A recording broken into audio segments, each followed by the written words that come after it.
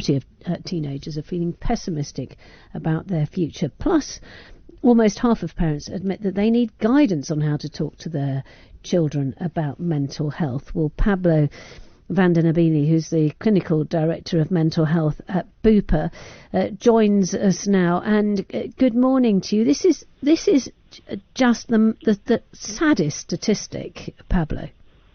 Good morning, Penny. It is indeed. It's very worrying, and of course, one of the reasons why BUPA has done this research is because we've always considered mental health very important to what we do, and certainly in recent years, there's been many reports concerning the mental health in young people, and possibly the deterioration of mental health in young people. And people have referred to things like social media, online bullying, never being able to switch off, and so on. But certainly when the pandemic started and the restrictions, we were very interested in seeing what the impact of that would be, specifically upon the mental health in this group. And whilst we were expecting to see some problems, I think we were all surprised about the extent of it. It is 3/4. But tell me about the physical health issues related to poor mental health. Yeah, so the physical symptoms that we looked at were things like, or that people report, I should say, were things like changes in weight, so either weight loss or weight gain, also digestive problems, skin problems, hair loss, muscle tension, lethargy, dizziness. So really the sort of physical symptoms that we know historically are often closely related to mental health problems. Pablo, I'm so sorry. I do want to carry on talking to you. We've got a slight issue with being able to hear you. I don't know whether you're on speakerphone or something, or whether you can, I don't know, talk a little bit louder. We're having slight issues, as I said, hearing you clearly. And this is the harmful coping mechanism that is, I mean, all of them are worrying. But self-harming, this is something that has been an issue now for a few decades. But I swear I never heard about this when I was growing up. I know it was a long time ago. I mean, that's right. I mean, it's difficult to know whether or not it's on the increase, or if people somehow feel more able to report on it, or if it's linked to what we sort of see is a somewhat worsening in the mental health of young people. The reality is it's probably a combination of all of it. Now, of course, when we talk about harmful coping mechanisms, we're not just talking about self-harm per se, but we're also talking about young people turning to drink, drugs, smoking excessively, and so on. I tell you what, we are going to try to reconnect with you, and that is the Clinical Director of Mental Health at BUPA, just because I think it's important that we also find out what parents can do with this particular issue. And Bess, I don't know whether you know anybody who has done any of these things, these 13 to 19-year-olds. Do you know any? Do you have any friends like that?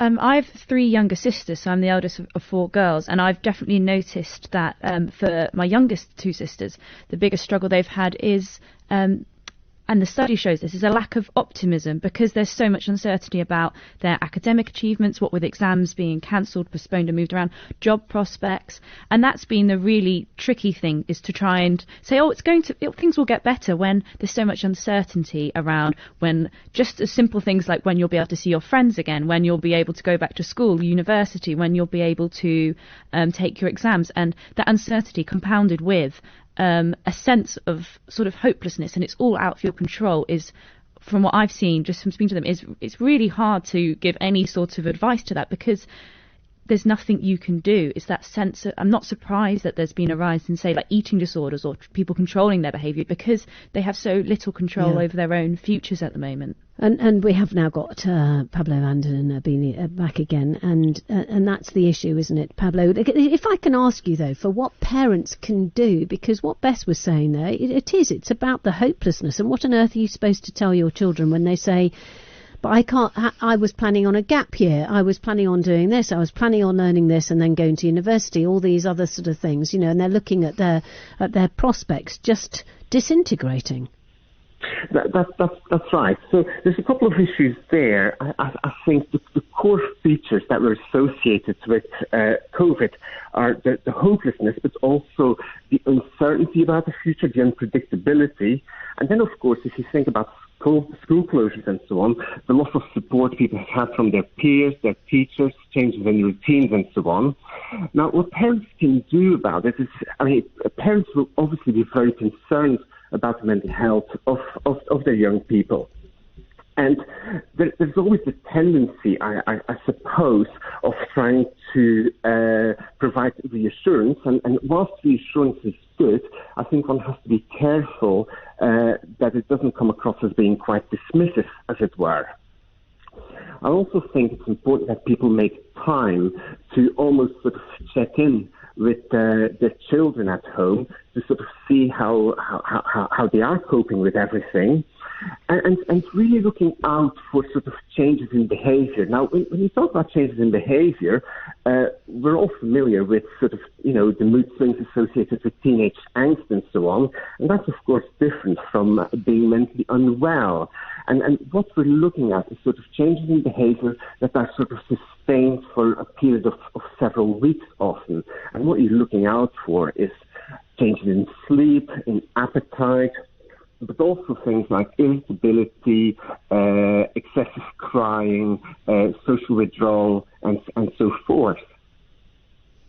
Pablo, I've got another question about sort of how parents can cope with the balancing act between a lot of the teenagers, according to the study, have struggled with being stuck in the family home for long periods of time. 47% say that being stuck with just their family is quite tricky. How do parents balance that sort of wanting to check in on them, but also trying to give them space when there physically isn't much space in the home, or also there's not much space for their children to go and socialise with other people that aren't their immediate family? I think that's right, and it is a tricky balance to strike, and of course, when teenagers want to have that time apart, it's very difficult not sort of to misinterpret that as if them becoming socially withdrawn. So I think it's probably good almost to, in the house, to try to create some routine and some structure, as it were, and maybe even sort of have set times to sort of, perhaps towards the end of the day, to sort of check in with everybody, how's the day gone? What have we been up to? What's happened? So I think it is really important to try to create a little bit of structure in very difficult times, often very difficult circumstances. Pablo, thank you very much. That's Pablo van den Abiel, who's the Clinical Director of Mental Health at BUPA. The time is 20:09. We're going to see what's going on with the rest of Europe now about coronavirus and seeing how they've been doing on that, and also about rolling out COVID vaccines. That's next. Online, on DAB, and on the Talk Radio app. Talk Radio. Coleman's recipe mixes are packed full of wowee, hurrah, hot dang, and oh yeah! From the glorious nosh of a bish bash bosh spaghetti bolognese to the cheeky kiss in the chops from a chunky chili con carne. More taste, more please, more for your moolah. Coleman's recipe mixes, full on flavour for your family. Here's a great welcome to BritBox. A great welcome to BritBox. A great welcome to BritBox. A great welcome to BritBox. A great welcome to BritBox. A great welcome to Brit.